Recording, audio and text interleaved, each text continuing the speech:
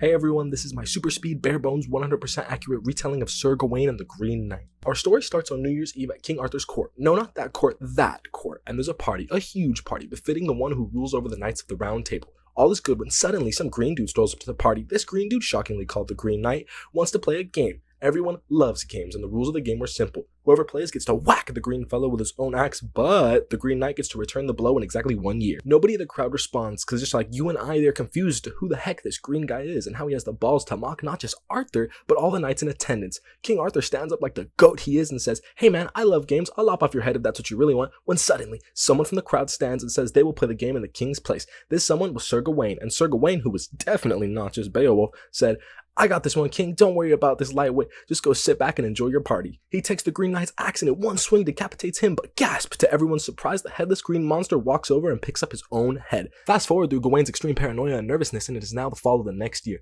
Gawain knows what he has to do, so he grabs his trusty steed and most fire armor and leaves Camelot prepared to go find the Green Knight. More time passes and Gawain, moves throughout the wild and fights a dragon or something, but that wasn't important. We got like 10 lines of text talking about how boring that must have been. What is important though is that Gawain is now cold, hungry, and praying that he finds a place to rest in the vast wilderness. Maybe even a castle to spend the night in. Well, what do you know? It's Christmas Day and Santa brought presents. And yeah, he brought a castle in the middle of nowhere with a strange dude standing out front.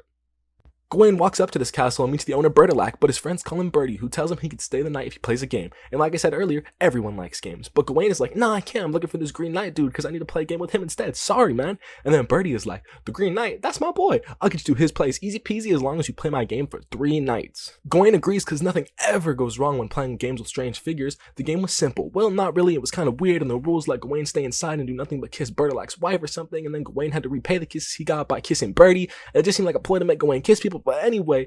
And on the final night, instead of just receiving some smooches from Lady Bertilac, Gawain received a magic robe or girdle or something that prevented him from dying, and instead of giving the girdle to Bertie, he just kisses him instead, and then Gawain prepares to leave and find the Green Knight.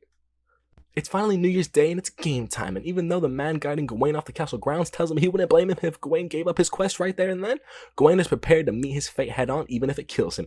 Gawain pulls up to the Green Knight's chapel and is greeted by the knight sharpening his axe on a grindstone. This is it. Gawain is prepared to be whacked, and so he extends his neck. The Green Knight starts messing around like an oaf and purposely misses 2 strikes, and on the 3rd strike he barely scratches Gawain, causing the knight to bleed.